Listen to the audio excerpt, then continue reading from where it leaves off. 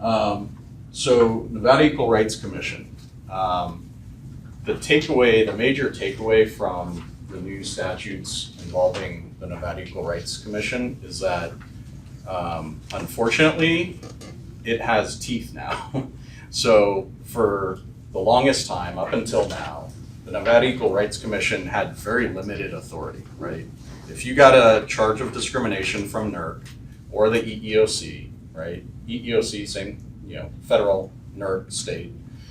If you got a charge of discrimination, it goes through their investigative process. Maybe they interview a few people, maybe they want to try to schedule a mediation.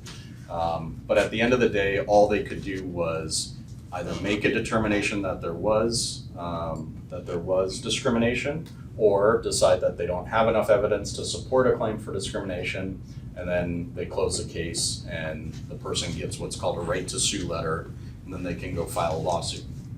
Well, NERC now has teeth, which is unusual, right? Because the EEOC, the federal agency, still doesn't really. There are other mechanisms they have to make your lives miserable, but NERC now can impose fines and penalties between $5,000 and $15,000 if you have at least 50 employees, okay? They can award damages, which is very strange, right? They can award damages for lost wages that would have been earned but for the discrimination, including overtime, shift differential, cost of living adjustments, raises, promotions, fringe benefits, that sort of thing. They can award damages, civil damages in claims involving sexual or gender discrimination. So what this does is all employees and plaintiff counsel the incentive to go to NERC instead of the EEOC, right? So NERC is going to be inundated with all of the claims for discrimination now. And what it also does is it means that NERC, before even getting to a lawsuit, you might not even get to a lawsuit, and NERC could start awarding damages if they find discrimination.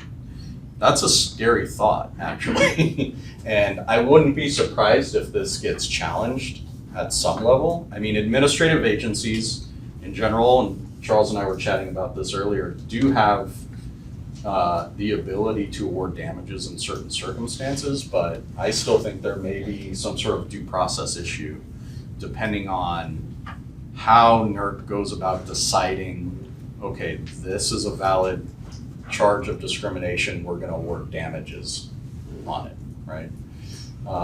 So what this means for employers is, all it means is you really have to be vigilant when it comes to investigating claims of discrimination, harassment, all that stuff, retaliation.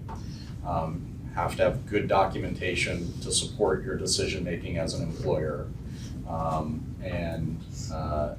This makes NERC a much bigger player in our lives as employers.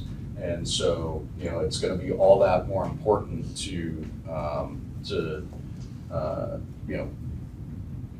treat them, I guess, legitimately. Because it was easy to say, all right, we're just going to submit